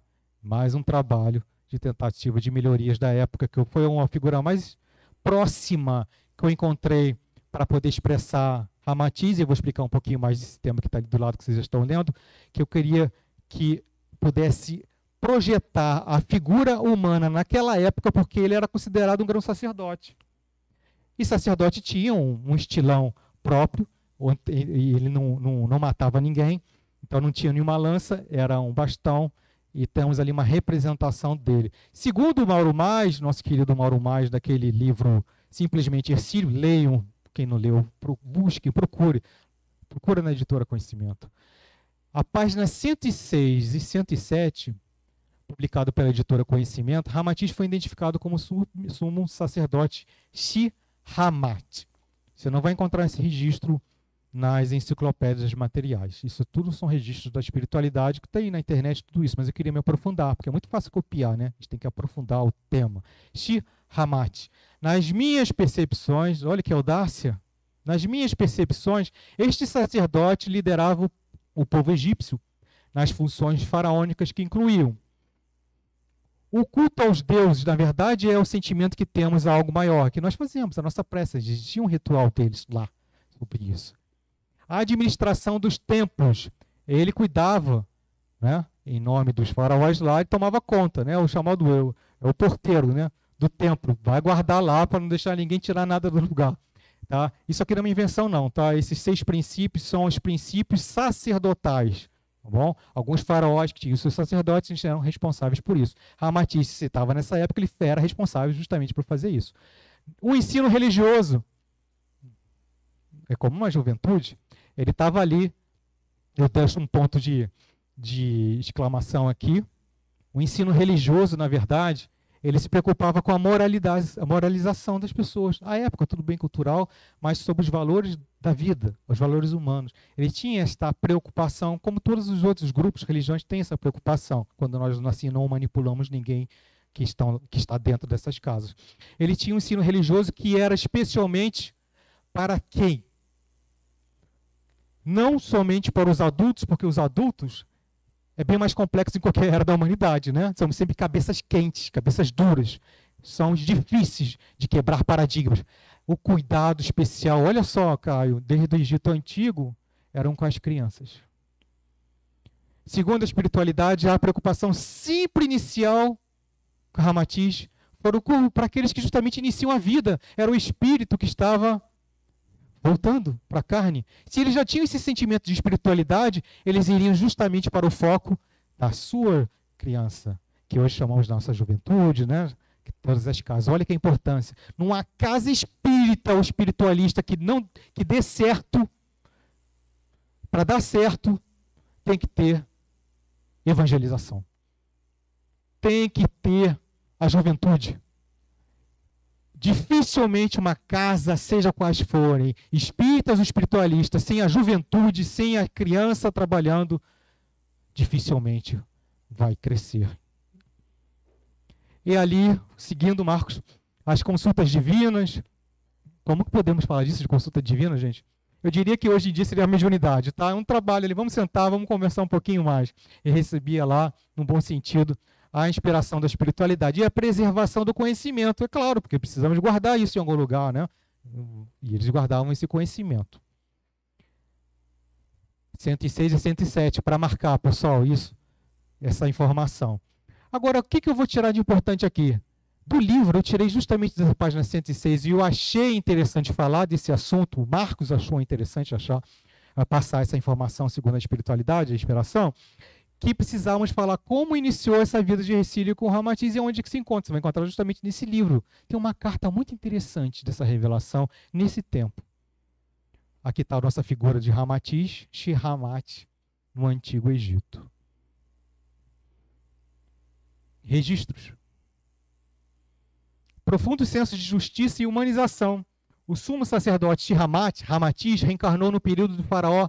Essa palavrinha é difícil, então eu vou tirar as consoantes, vou falar só mais Hatshepsut, tá? Vou falar mais nas vogais. Vai ser mais fácil se eu falar assim. A quinta regente da 18ª dinastia do Egito.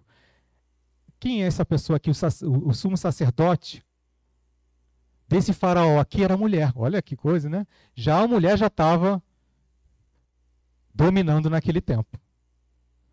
Então essa faraó, na verdade, ela reinou aproximadamente em 1479 a 1458 a.C., é muito tempo. Então, vou falar somente nas vogais, o Hatshepsut foi uma das faraós mais notáveis e bem-sucedidas da história egípcia, conhecida por suas realizações arquitetônicas e promoveu o comércio e a arte. Foi um dos períodos mais bonitos do Egito, porque dificilmente teve a guerra. Então Ramatiz estava num ambiente justamente propício aos seus trabalhos espirituais. Já notaram que é interessante que na história da humanidade desce nos momentos em que está essa entre paz, que sai de uma guerra, entra uma paz e vai se iniciar outra. Geralmente os grandes avatares estão nesse momento para poder equilibrar. Foi assim que Jesus nasceu.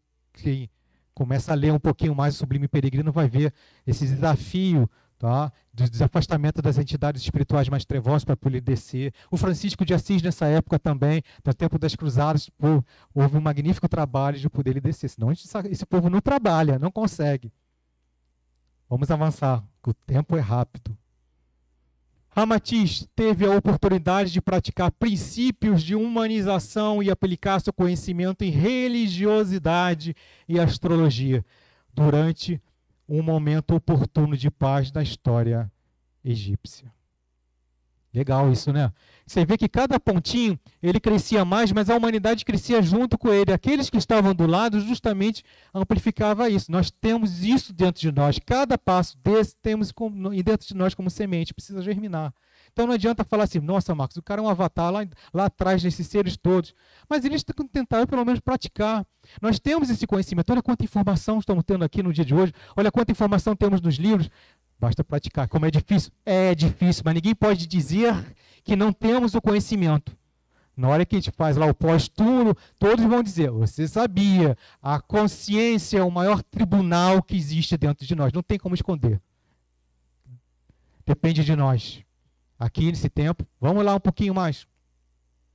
Quebra de paradigma. É o que é o mais importante nesse tempo, pessoal. Olha só que bacana. Qual é a verdadeira importância nesse tempo? Vamos lá no registro do livro do Simplesmente Hercílio, para mim, que foi publicado lá na editora Conhecimento, o primeiro diálogo com um senhor que eu não conheço, que tinha uma carta que direcionava, o Hercílio se direcionava com carta ao Dr. Portela, revela essa história de ambos como sacerdotes egípcios na era dos hititas. Era uma carta do Hercílio comentando esses assuntos. Mais adiante, na página 107, outra pérola. Hercílio troca a correspondência com Edgar Mon, autor de Exilados de Capela. Quem aqui não leu Exilados de Capela? Se não leu, leia, gente.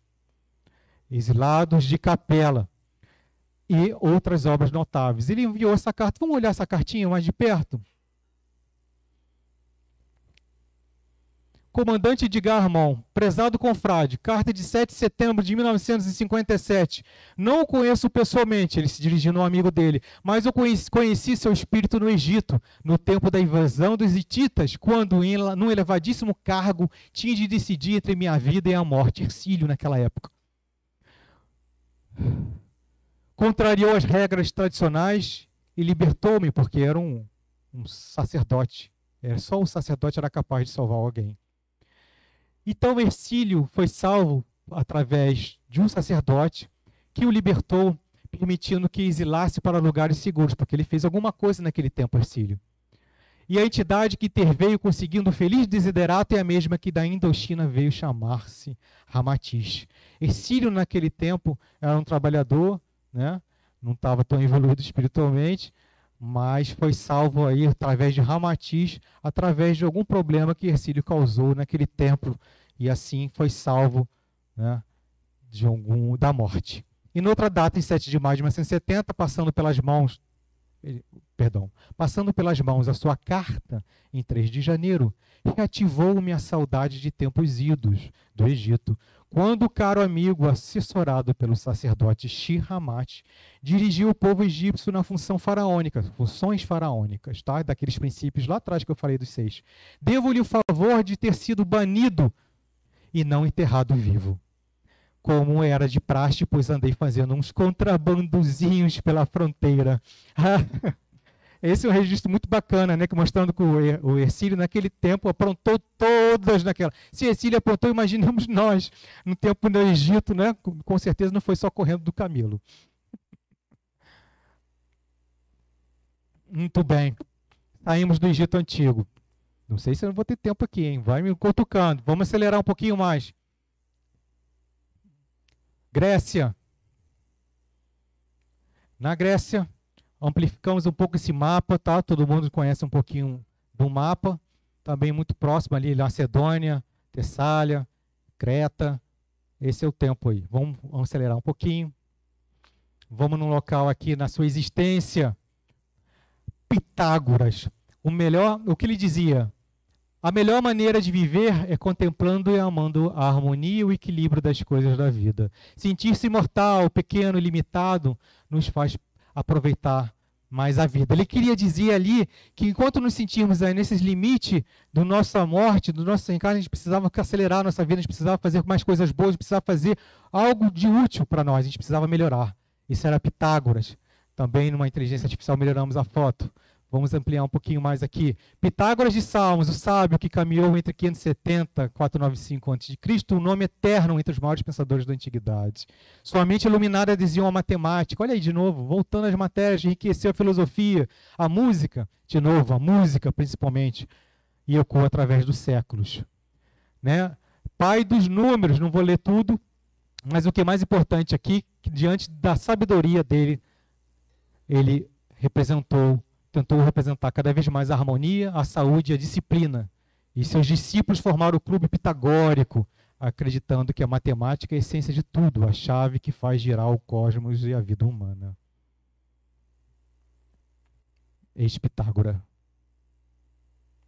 O registro desse tempo, que eu vou acelerar aqui, não vou falar tudo, que os principais princípios desse tempo de Pitágoras foram a matemática, a filosofia, a música, a influência e a escola pitagórica. Existem ali vários registrozinhos que, para quem desejar, eu vou falando cada um deles, do que foi os pontos mais importantes de cada um desses temas, tá? Como a da matemática, que tem um teorema de Pitágoras, que não podemos esquecer dessa grande influência, justamente porque ele sempre buscava, né, nesse tempo que ele estava lá estudando, e ele absorveu conhecimentos do passado, do Egito Antigo também, para poder falar da matemática. Aí a escola filosófica, na parte da filosofia, e também na música, muito importante, demonstrou que intervalos musicais harmoniosos podem ser traduzidos em proporções numéricas simples, desvendando assim a matemática oculta na harmonia sonora. Olha que bonito, é quase poético tudo isso. Tudo que ele fazia tinha uma expressão importante. A influência de Pitágoras está na parte filosófica também, né, junto com Platão e Aristóteles, né, que ecoaram esses pensadores. E a música, novamente, né, lá no tempo de Crotona, no sul da Itália. No tempo não, na cidade de Crotona, era um centro educacional. Novamente, ele se preocupava não somente com os estudos científicos, mas com as crianças, viu? Sempre lidando com as crianças. Esse era o símbolo deles. Olha que interessante, para quem mexe com radiestesia, poderiam fazer esse trabalho. É o símbolo de 5 estrelas. Tá? Eles se conheciam através desse símbolo, que significa harmonia, saúde e disciplina. Essa é a tríade maravilhosa de harmonização. Tá? Se vocês coloquem isso na casa, depois vão todo mundo pedir aqui por ter harmonia na casa. Então, eis aqui o símbolo deles. A quebra de paradigmas, acelerando um pouquinho, bastante coisa. Qual é a verdadeira importância disso tudo? Né? Tem ali, voltando um pouquinho aqui à Grécia, os segredos iniciáticos do Egito, da Caldeia. Ele voltou esses conhecimentos. Né? Ele tem uma profunda tradição que inspirou séculos na Europa. Os ensinamentos sobre a reencarnação, olha lá, já falava um pouquinho desse assunto. A evolução do karma, os mistérios da sabedoria oculta, os preceitos pitagóricos, destacavam-se uma vida pura e simples por uma fraternidade restrita. Ele também, Pitágoras, era cérebro sob profundo amor e compaixão pelos animais e pela natureza.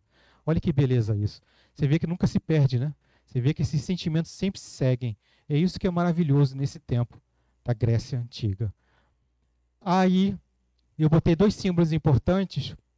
Primeiro, que é o triângulo, o pirâmide e a cruz. Porque é o tempo mais importante que é considerado aqui, nesse tempo de reencarnação. O Egito, na cidade de Alexandria, um tempo depois do Egito Antigo, eis que retorna, e ele foi contemporâneo de quem? Jesus. Aí vamos compreender por que na obra Sublime Peregrino ele falou com tanto detalhe, porque ele conviveu com o mestre neste tempo. Mas como assim conviveu naquele tempo com o mestre? Porque ele no Egito, as informações corriam soltas, né? Existe um mestre lá, e ele foi atrás. Foi tentar conhecer o espírito que gosta de suas frequências semelhantes, vai atrair o outro e vai correr atrás. E ele, naquele tempo contemporâneo, peço perdão aos grandes mestres da espiritualidade, porque falar de Jesus é muito difícil, então falarei de forma muito simples. Aqui está o mapa rapidamente da Alexandria, e os mais ligados da história vai conhecer que aqui existiu o farol de Alexandria, que era muito conhecido, um dos principais monumentos históricos que não mais existem. Tá? Um mapa antigo daqui da Alexandria, olha que beleza, um desenho antigo. Aqui o farol de Alexandria, logo aqui nessa ponta Então imagina Ramatiz viver nessa época, onde o florescimento do conhecimento, da navegação novamente, dos princípios do conhecimento. Olha que maravilha você adentrar nesta época do clima, das informações que estavam chegando, o povo, né? Uma cidade rica em que se distribuía o comércio em todos os locais. Isso era fantástico nesse tempo. E Ramatiz, nesse tempo, foi absorver cada vez mais informações, conhecimento, grandeza e evolução. Vamos na sua existência aqui, nesse tempo contemporâneo de Jesus, ele foi Filon de Alexandria. Eis novamente uma imagem melhorada de Filon de Alexandria, feição de Ramatiz. A vida é o estado da alma quando segue a razão. A morte se segue entregue à paixão. Vou repetir. A vida é o estado da alma quando ela segue a razão. A morte, quando ela se entrega à paixão. Essa é uma das visões de Filon. Filon emergiu numa linhagem na comunidade judaica. Ele é um homem muito conhecido. Busque um pouco essa informação que vai achar muito legal. Tá? Ele participou muito naquele tempo lá, do tempo de crises de destruição do templo de Jerusalém, 70 anos depois de Cristo. E testemunhou muito os eventos do Novo Testamento. Filon de Alexandria, ele tentava pegar essas informações do Velho Testamento e colocava no dia a dia. Ele tentava interpretar isso à luz da espiritualidade naquele tempo. E era algo muito difícil. Ele tentou pegar essas informações para poder melhorar as pessoas. E ele, como grande estudioso, foi buscar. Né? Aí era de uma família abastada, ele era muito influente. Né? Ele mexia com comércio, importação e exportação. Olha que interessante. E a Alexandria foi fundada lá para o grande Alexandre. Irmão de Filon, Alexandre foi coletor de impostos na Judéia. Estou falando aqui o irmãozinho lá do Filon, Ramatiz, ele foi Alexandre, o nome dele. Ele foi coletor de impostos na Judéia. Sua família teve relações com a família real de Herodes. Foi um mantenedor importante do templo de Jerusalém, tendo doado placas de ouro a prata para os seus portões. Olha como aquela influência ele tinha lá, o pessoal lá. Que interessante isso. Isso é um irmão de Filon, o Alexandre. Tá bom, pessoal? Olha que interessante. Ele cuidava de Antônia Minor, que era filha de Marco Antônio e mãe do imperador romano Cláudio. Segundo informações de espiritualidade, vocês também não vão encontrar isso. Este irmão de Filon, de Alexandria, né, que é o Ramatiz encarnado, este Alexandre, nada mais do que é o Fuplanu. Uma outra entidade espiritual que veio como tio de Ramatiz no século X. É uma revelação que nos traz aqui, novamente, Fuplanu, como irmão de Ramatiz, lá no templo de Alexandria. Que interessante, né? As pessoas não se desgrudam. Para Filon de Alexandria, a verdadeira sabedoria residia na harmonização entre a razão filosófica e a fé espiritual, unindo o intelecto e o divino. Bacana, né, Filon? Jesus. Ah, Jesus. Falar dessa grande alma contemporânea do mestre Ramatiz. Ou, na verdade, Ramatiz contemporâneo dessa grande alma. Eu não tenho audácia de falar qualquer palavra dessa grande ser. Somente sentir o seu grande coração entre a força da amor e sabedoria, que foi o grande princípio que Jesus nos traz, que são princípios que demoramos muitas vezes 2000 anos para tentar absorver, e nós não conseguimos depois de 2000 anos esse amor e sabedoria. E Filon sábio, né?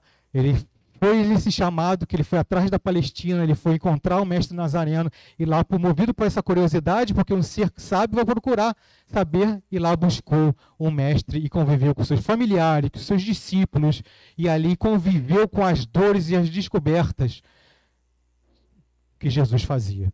Por isso, eis o livro Sublime Peregrino, com tantas informações chaves, foram por causa dessa vivência de Ramatiz junto com Jesus. Está claro isso, né, pessoal?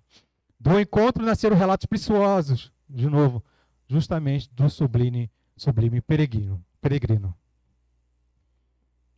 Em Alexandria, o centro vibrante onde o mundo se encontrava, Filon mergulhou nos eventos marcantes do seu tempo, seguindo os passos de Jesus e movimentos cristãos, lá entre discípulos e familiares. Já comentamos sobre isso no coração do mestre. Lá, a figura feita de inteligência artificial, colocamos aqui as vestimentas dos egípcios, e qualquer um desses personagens poderia ser Filon de Alexandria, e aqui um mestre presente deles. E este símbolo era um símbolo do peixe, onde que um cristão, para poder falar com outro cristão no tempo de Jesus, para não ser morto, precisava então se identificar. Uma vareta, um círculo, deitado.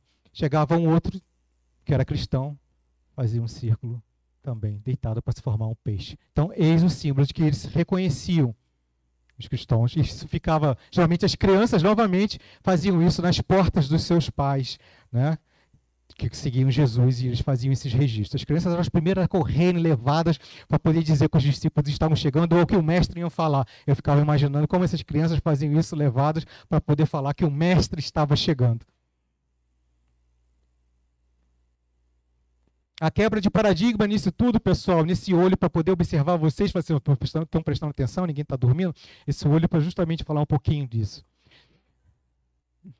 O Filão de Alexandria, luminar entre filosofia e fé, teceu fino fio entre o pensamento grego e a sabedoria judaica. Em alegoria revelou caminhos ocultos das escrituras, e nas alturas do divino vislumbrou a essência do etéreo. Seu olhar cosmopolita na encruzilhada da Alexandria, onde ideias fluíam como o próprio Dilo em cheia mergulhou nos mistérios do ser e do cosmos, antecipando verdades que ecoariam pelos séculos.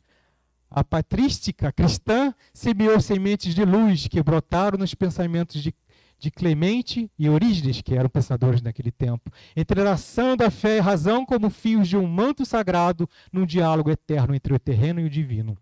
Assim, a humanidade deve a Filon a ousadia de transcender, de unir horizontes distantes num abraço de compreensão e de iluminar os caminhos que conduzem ao encontro com a espiritualidade de Jesus.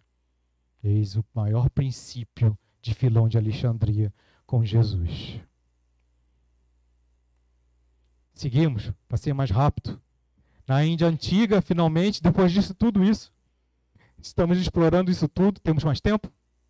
Explorando rapidamente, só vou falar rapidamente aqui um pouquinho do Ramayana, é um poema antigo, vou deixar disponível essa apresentação para vocês, onde o mais importante era o dever, a honra e a lealdade, a virtude, o amor, que era um dos princípios bonitos desse poema Ramayana, desse casal Rama e Sita, na Indochina do século X, justamente porque esse personagem Sita, desse poema Ramayana, tá? Rama e Sita unindo-se e invertendo a palavra Atis, torna-se o potente catálice e rompe os símbolos de sinfonia cósmica. Está querendo falar da palavra de Ramatis, tem um sentido. Essa palavra Rama, né, do masculino e feminino Sita, ele inverso, invertendo isso, ele tem um poder mantrânico muito grande. Olha aqui, Ramatis, Sita, Rama, Rama, Sita.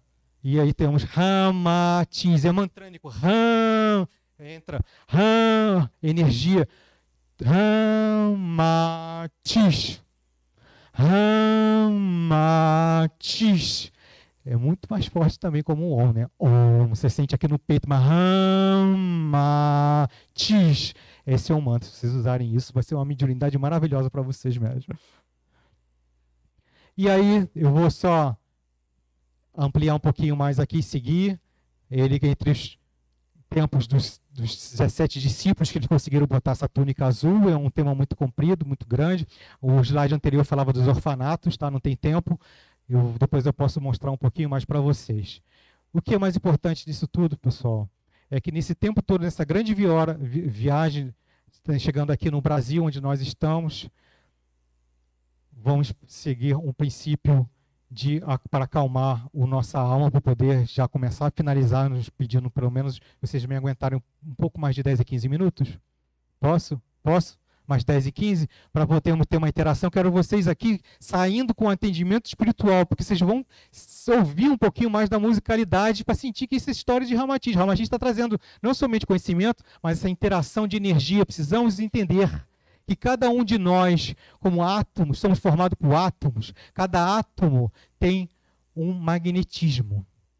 Cada magnetismo atrai uma frequência. É isso que nós estamos fazendo aqui. O nosso trabalho, enquanto forças grandiosas de átomos reunidos, estamos criando magnetismo. Esse magnetismo é de cura e criando frequências. Frequências que atraem as mesmas frequências.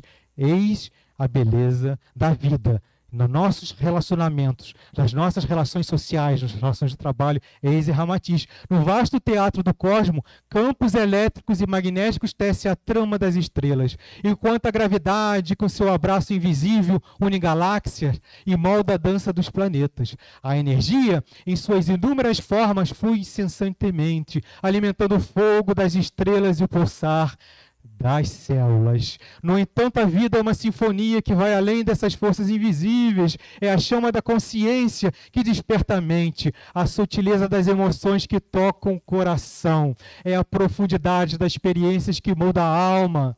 A vida emerge do entrelaçamento desses elementos físicos, mas também dos mistérios insondáveis da existência. Assim, enquanto a ciência desvela os segredos dos campos e das forças, a vida e a realidade permanecem um mosaico complexo, onde cada peça, cada interação compõe uma obra-prima que desafia a compreensão completa.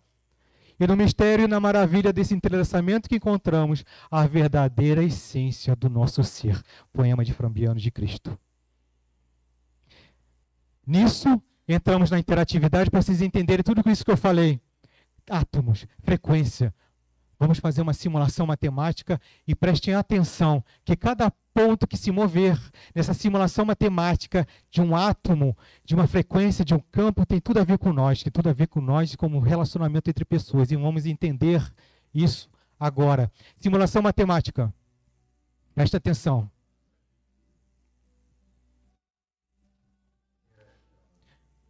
Cada ponto, cada interação, cada movimento, cada força microcósmica se une a outro, cria ondas. São frequências. Cada frequência unida a outra frequência cria novas forças. Cada ponto positivo e negativo, cada átomo, cada pensamento, cada desejo, cada sentimento, envolvemos cada vez mais com frequências. Cada frequência, quando ela se une a outra em igualdade, com igualdade, cria uma força elétrica. Essa é uma simulação matemática real de que quando uma partícula encontra a outra, se harmoniza-se e criam cada vez mais ondas. Olha que interessante, que maravilha da vida. Diante das adversidades de uma partícula, ela encontra a harmonização entre outras. Eis que estão vendo aqui como se fosse uma grande arquitetura da vida microcósmica, onde as essências que se movimentam tentam cada vez mais se harmonizar em cada ponto. Em resumo, cada frequência atrai uma frequência, cada onda se iguala a uma outra onda, cada pensamento e sentimento criam novas vertentes, novas ondas, novas frequências. Se pensamos bem, recebemos o bem. Como o contrário também é a mesma lei. E assim, essa simulação matemática finaliza demonstrando que todos nós temos um grande sentido e somos muito responsáveis um com o outro, com o que pensamos e desejamos, que estamos criando sempre isso através de nós no olhar da espiritualidade. Imaginemos nós como seres, espíritos, com esse magnetismo e esse espírito todo no ambiente planetário e entre outros planetas também unidos. E isso tudo é amor. Fôlego, gente. Calma. Vou liberá-los. A mudança do paradigmas, pessoal, está finalizando. Quebrar paradigmas, enfim, é uma dança de renovação. E ao nos renovarmos, transformamos o mundo ao redor. Assim inicia-se o fenômeno da regeneração. Gente, é assim. Regenerar o espírito começa no íntimo das nossas almas, antes de tocar o vasto mundo, que hoje ainda é de provas e expiações. Se, como alunos desta escola celeste, nos regenerarmos, o mundo seguirá a sua jornada evolutiva, acolhendo novos seres e civilizações a cada era, até que uma nova era regenerada despontará, resplandecente no horizonte.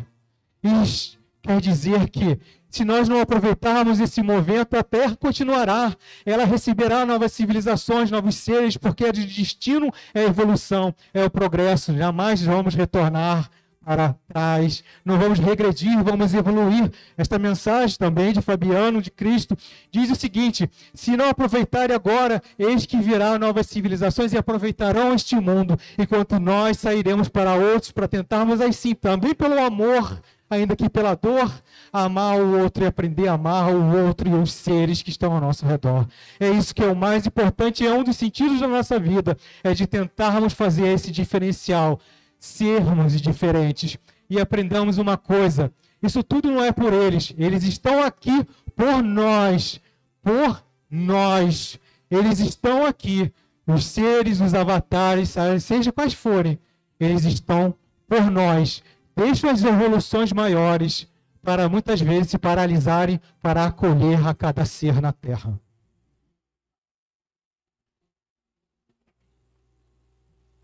O voo mais alto. Finalizando, dizemos que diante de um grande desafio, o homem cristão terá sempre duas alternativas. Isso está no coração do Marcelo. Ou cria uma muleta para sustentar-lhe os passos, ou cria asas para alçar voos mais alto. Irmão Tiago, muito obrigado, Tiago. Do Geide, mentor querido do Geide, que não poderia deixar de falar da presença dele aqui. Vamos acompanhar, finalizando, que são só duas rápidas vídeos, se vocês não ficarem tristes comigo, mas acho que vocês vão sair daqui aproveitando. Vou repassar. Participemos da vivência em nosso mundo interior, navegando nas profundezas da nossa própria alma, explorando os vastos oceanos do nosso ser. É uma música que eu peguei, busquei lá, puxei um pouco do gregoriano, mas que é muito do nosso tempo, lá de 1988, 1985, 88, o pessoal aí que de recente não vai lembrar, vai só entender, mas a letra tem todo esse significado que nós apresentamos hoje. Ele vai falar sobre seres, sobre a vida, sobre povos, sobre sentimento. Tentemos acompanhar. Tente me acompanhar com minha palavra. A gente vai fazer um mantra aqui, cada palavra. Sobre o Ganges ou Amazonas. Entre os negros, entre os sítis, entre os amarelos. Viaje, viaje por todo o reino. Tente repetir isso comigo, as minhas palavras. Tenta vir comigo. Sobre as dunas do Saara. Não tem vergonha. Das ilhas Fiji ao Fujiyama. Viaje, viaje, não pare. Acima das cercas, dos corações bombardeados, que é por causa das guerras. Olhe o oceano. Viaje, viaje. Mais longe que a noite e o dia. Viaje no espaço inaudito do amor. Viaje, viaje sobre as águas sagradas de um rio indiano. Viaje e jamais retorne. Jamais retorne para o sofrimento, para as dores. Viaje, viaje, mais longe que a noite e o dia. Viaje no espaço inaudito do amor. Viaje, viaje sobre as águas sagradas de um rio indiano. Viaje. E jamais retorne todo qualquer sofrimento de nós, nenhuma dor, nenhuma desesperança, para podermos receber essas energias dentro dessa casa, numa grande energia de gratidão.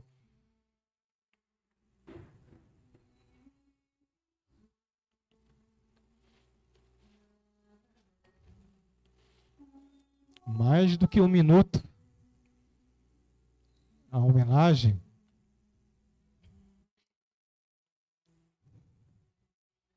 não é a homenagem da morte, nem do desencarne. É a homenagem daqueles que tanto nos ajudaram. Vou conseguir.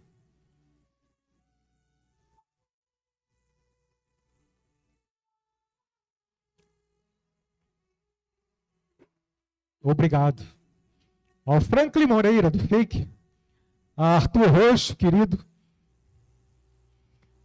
a Manuel Valverde e Ercílio Mais, queridos amigos, a Horácio Ramazini, Demétrios e ao querido professor Antônio Plínio, agradecidos pelas presenças espirituais.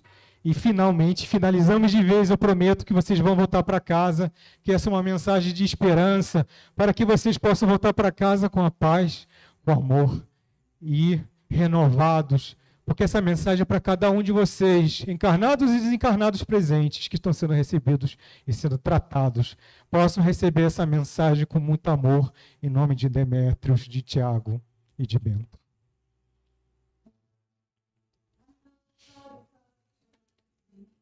Eu sei que é tudo que você... É uma luta apenas para mantê-lo junto. Eu sei que você pensa que você está muito longe.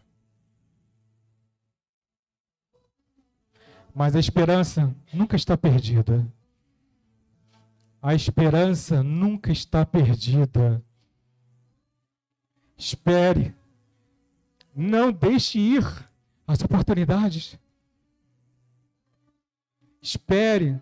Não deixe ir a sua felicidade. Basta dar um passo mais perto. Coloque um pé na frente do outro. É simples. Você vai passar por isso. Todos nós. Basta seguir a luz da escuridão. Você vai ficar bem. Todos vocês. Sei que seu coração está pesado daquelas noites. Ele sabe, a espiritualidade sabe de tudo. Mas apenas lembre-se que você é um lutador. E eles sabem e incentivam. Você nunca sabe o que amanhã guarda. Porque eles precisam que nós façamos a nossa diferença. E você é mais forte do que sabe. Você é mais forte do que sabe. Vocês não têm ideia do divino que tem dentro de vocês. Espere. Não deixe ir. Não deixe ir essas oportunidades de evoluir. Basta dar um passo mais perto. Tente, leia, pratique, tenta fazer a diferença sem medo de errar. Coloque um pé na frente do outro. Você vai passar por isso. Todos nós passamos pelo sofrimento. Até eles. Basta seguir esta grande luz que parece que está dentro do nosso coração com escuridão. Coloque um pé na frente do outro. Todos nós vamos passar por isso.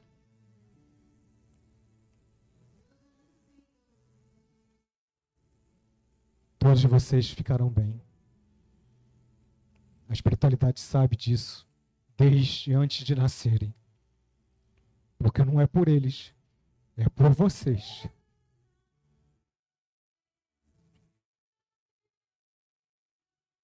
Não se renda.